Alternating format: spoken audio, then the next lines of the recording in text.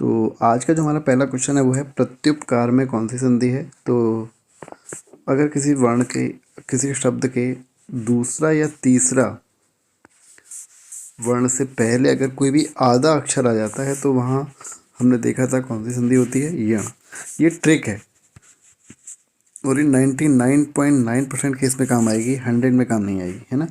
लेकिन अगर आपको कुछ समझ में नहीं आ रहा तो आप ये ट्रिक याद करिए यण संधि की और आप आंसर टिक कराइए। तो इसका आंसर क्या होगा, यण संधि।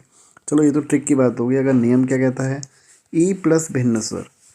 अब इस भिन्न स्वर का क्या मतलब हुआ, इस ई के अलावा कोई भी और स्वर आ जाए, अगर ई उससे मिलता है तो फिर ई किस में कन्वर्ट हो जाएगा, य में। ऊ प्लस भिन्न स्वर, यानी कि इस ऊ के अलावा कोई भी भिन्न स्वर आ जाए तो ऊ इस भिन्न स्वर के साथ मिलकर क्या बनाएगा, व बनाएगा। ठीक है, तो यहाँ पर देखो यही हुआ है, प्रति प्लस उपकार। तो ई किस में बना, प्रति प्लस उपकार में, प्रति का ई, उपकार का ऊ, तो य किस में बदल गया, य में। तो इसलिए यहाँ पे कौन सी संधि है, यण। अगला, भगवत गीता में कौन सी संधि है, व्यंजन संधि। भगवत प्लस गीता।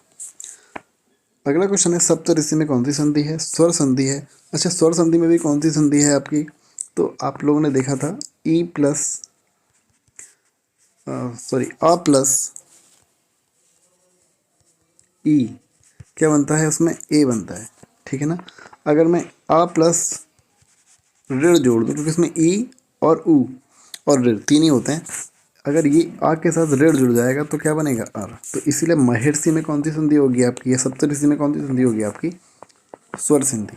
यह है कौन सी संधि, यह है आपकी दीर्घ के बाद कौन सी संधि पढ़ते हैं हम, गुण संधि। ठीक है, तो गुण संधि होगी इसमें। अगला है परमोदार्य में कौन सी संधि है, वृद्धि संधि। कौन सी, वृद्धि। आपने एक ट्रिक पढ़ी होगी कि अगर किसी शब्द में दो मात्राएं आ जाएं तो वहाँ पर कौन सी संधि होती है, वृद्धि होती है। ठीक है, इसका मैं आपको कई बार एक उदाहरण भी बता चुका हूँ जो कि अपवाद है। जैसे संख्या स्वर कहते हैं ना, संख्या स्वर ट्रिक का अपवाद है, नियम का अपवाद नहीं है, कि ट्रिक का अपवाद है। संख्या स्वर में डबल मात्राएं आती हैं लेकिन फिर भी यहाँ पे वृद्धि संधि ना होगी, कौन सी संधि होती है, यण संधि होती है। जैसे नदी स्वर, नदी प्लस ऐश्वर्य। संख्या स्वर है सखी प्लस ऐश्वर्य, तो उसमें ई प्लस ए मिलके क्या बन रहा है, आई बन रहा है। तो इसलिए वहाँ पे कौन सी संधि है हमारी, ई के साथ कोई भी भिन्न स्वर आता है तो क्या बनता है, वो य में कन्वर्ट होता है। इसलिए संख्या स्वर में हमारी कौन सी संधि आती है, यण, ना कि वृद्धि। तो परमोदार्य में कौन सी संधि होगी हमारी, वृद्धि संधि होगी। अब इसका नियम क्या कहता है भाई वृद्धि संधि का, तो नियम इसमें कहता है कि आ के साथ ए या ओ आ जाए तो ये किस में कन्वर्ट हो जाती है, मात्राएं डबल में कन्वर्ट हो जाती हैं। ठीक है, तो अगर हम देखें इसमें, अगर एक दो उदाहरण आपको मैं बताऊं तो उदाहरण इसमें हो जाएगा हमारा, जैसे महेश्वर्य, तो ये किसमें बदल टूटेगा, महा प्लस ऐश्वर्य में। तो यहाँ से आ प्लस ए क्या बन जाएगा, डबल मात्राएं। एक उदाहरण और बता दूं, जैसे वनौषधि, ये तो कई बार रिपीट हुआ है, वनौषधि, वन प्लस औषधि, ये तो आप सभी तोड़ ही लेंगे खैर, लेकिन इसमें नियम अगर क्या है तो अ प्लस ओ क्या बन गया, डबल मात्राएं। एक आता है हमारा राजेश्वर्य,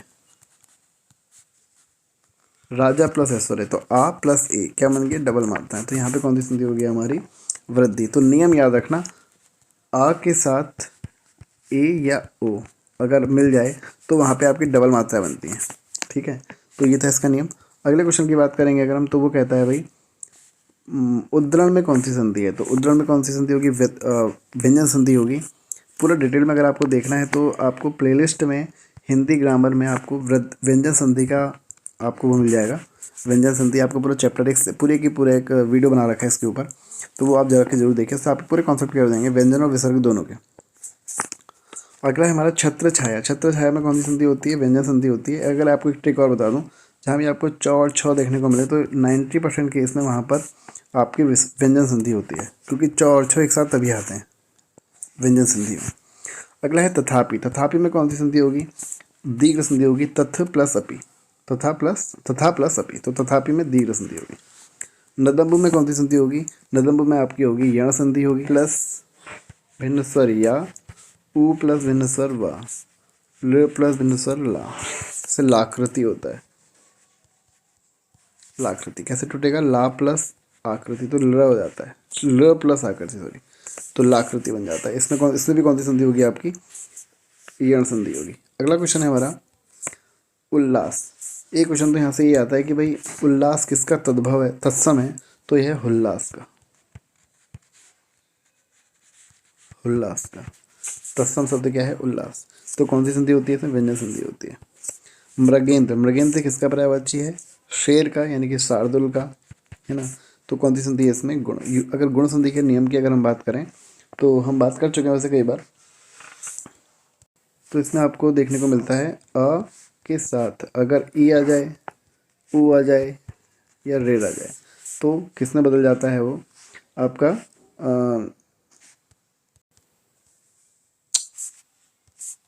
अगर आ के, चलो ऐसे बता दो, आ के साथ अगर ई आएगा तो बदलेगा ए में, आ के साथ अगर ऊ आएगा तो बदलेगा ओ में, और आ के साथ अगर रेड आएगा तो किस में बदलेगा, अर में। तो यहाँ पे वही है मृगेंद्र, मृग प्लस इंद्र। तो मृग यानी कि अ, मृग में अ, इंद्र में ई, तो ए बन गया, इससे मृगेंद्र हो गया। अगले क्वेश्चन की बात करते हैं, उच्चारण में कौन सी संधि है, तो इसमें होगी व्यंजन। अगर चलो मैं आपको इसके नियम की बात करूँ तो इसमें ता संबंधी नियम लगता है। ठीक है, ता संबंधी नियम क्या कहता है, ता के बाद अगर च आ जाए, ये हलंत तो है नहीं कि आदत तो है, या छ आ जाए तो ता का क्या हो जाएगा, चा हो जाएगा। क्या हो जाएगा, चा। तो देखते हैं, चलो इसमें इसको तोड़ेंगे तो क्या हो जाएगा, उच्चारण को तोड़ेंगे तो क्या बनेगा, उत प्लस चारण। तो ता के बाद क्या आ गया, देखो चा आ गया, तो ता किस में बदल जाएगा, चा में। तो ये बदल गया चा यानी कि आधे चा में। तो इस तरीके से बनता है उच्चारण। ठीक है, एक उदाहरण और बताता हूँ, जैसे जगत छाया, इसको हम क्या लिखते हैं, जगत छाया। तो देखो ता किस में बदलेगा, ता के बाद अगर छा आया है, चा आया है तो बदल जाएगा ये किस में, चा में। तो जगत ता का हो गया चा, और छाया ऐसे लिख दो तो जगत छाया। समझ में आ रहा होगा। आगे क्वेश्चन, अगले क्वेश्चन की बात करते हैं, मनोभ्लिसित, इसमें कौन सी संधि होगी, विसर्ग संधि होगी। ठीक है, मन, दी, सॉरी दू, नी, अत, पुन। 90% केस में अगर ये शब्द इससे स्टार्ट हो रहे हैं तो वहाँ पे कौन सी संधि होती है, विसर्ग। अगला है सुबंत, सुबंत में कौन सी संधि होगी, तो व्यंजन संधि होगी। ठीक है, आगे क्वेश्चन की बात करेंगे, सदैव, सदैव में कौन सी संधि होगी, वृद्धि संधि होगी। थोड़ा तेज चलते हैं, डबल मात्रा है यानी कि कौन सी संधि, वृद्धि संधि। सदा प्लस एव, तो आ प्लस ए क्या बन जाएगा, आई, है ना, सदा प्लस। तो इसमें कौन सी हो जाएगी, वृद्धि। नायिका, नायिका में कौन सी होती है, आई, आयादि। जहाँ पे आपको अय दिखे, आय दिखे, अव दिखे, आव दिखे, तो वहाँ पे कौन सी संधि होती है हमारी, अयादि। तो नायिका कैसे टूटेगा आपका, अगर मैं बताऊँ, ने प्लस इका, क्या हो जाएगा, ने प्लस इका। तो ये आई की मात्रा है इसमें, तो नहीं पढ़ेंगे इसको, नई प्लस इका, क्योंकि तो ये किसमें हो जाएगा, अगर आई और ई जुड़ता है तो क्या बन जाता है, आय बन जाता है। तो नायिका यहाँ से आता है हमारा। ठीक है, चलो आगे बढ़ते हैं। अगला क्वेश्चन है, वाग जाल में कौन सी संधि है, तो मैं आपको कल ही बताया था कौन सी संधि होगी इसमें, व्यंजन संधि होगी। किसमें टूटता है, वाक प्लस जाल। तो यहाँ पे कौ के बाद कौ जो होगा हमारा किस में बदलता है, तीसरे वर्ण में बदलता है, तो का खा ग, तो ये किस में बदल गया, कौ गा में। कविस्वर, कविस्वर में कौन सी संधि होगी, दीर्घ संधि होगी। बड़ी मात्रा दिख रही है आपको दूसरे शब्द में। ठीक है, कवि प्लस ईश्वर, क्या हो जाएगी, कवि प्लस ईश्वर। तो कौन सी संधि जाएगी, दीर्घ। अधिस्वर में फिर से वही सेम ही है, अधि प्लस ईश्वर, दीर्घ संधि। दिगंबर, दिक प्लस अंबर, ये किस में टूटता है, दिक प्लस अंबर। जो मैंने आपको बताया वर्ण के तीसरे वर्ण में टूटेगा, कौ बदलेगा, तो कौ किस में बदल गया, गा में। तो इसलिए यहाँ पर क्या हो गया हमारा, व्यंजन संधि होगी। आत्मा उत्सर्ग, आत्मा प्लस उत्सर्ग, आत्मा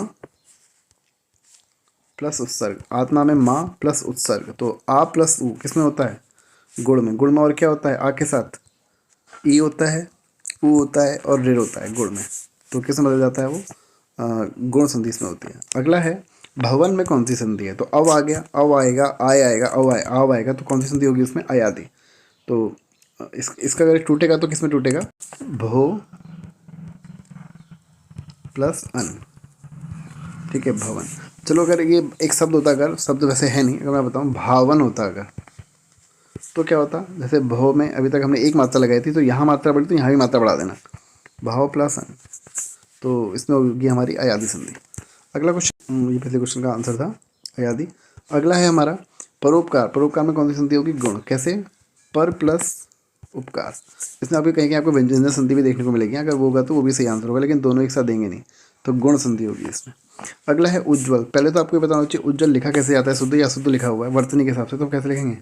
दोनों जो आएंगे और आधे, दो जो आएंगे और आधे आएंगे, तो ये इसकी शुद्ध वर्तनी। तो इसमें कौन सी संधि होती है? व्यंजन, उत प्लस ज्वल। उपरुक्त, उपरुक्त में कौन सी संधि है? विसर्ग। वसुधैव, वसुधैव में कौन सी संधि है? दीर्घ। कैसे पता लग रहा है? डबल मात्रा देख रहा हो बस, थोड़ा अगर ट्रिक के हिसाब से जल्दी जल्दी करें तो। चंद्रोदय, तो चंद्रोदय में कौन सी संधि है? यण। चंद्र प्लस उदय, तो कैसे हो गया? चंद्र प्लस उदय। तो चंद्र अ प्लस उ किस में होता है? आ प्लस उ, ये आ प्लस उ किस में होगा? चंद्र किस में होगा?